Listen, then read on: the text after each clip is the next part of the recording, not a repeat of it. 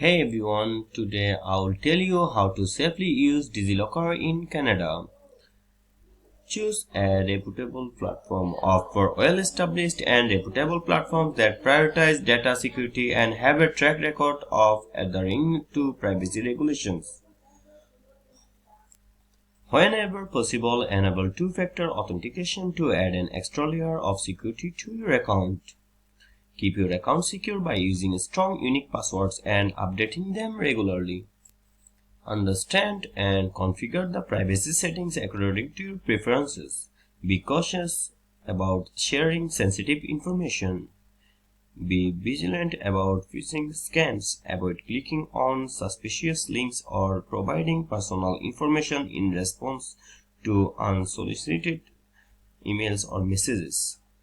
Regularly review your account activity to identify any unauthorized access or suspicious activities. Familiarize yourself with the terms and conditions of the platform, including how they handle and protect your data. And that's how you can safely use Digilocker in Canada. Thank you for watching.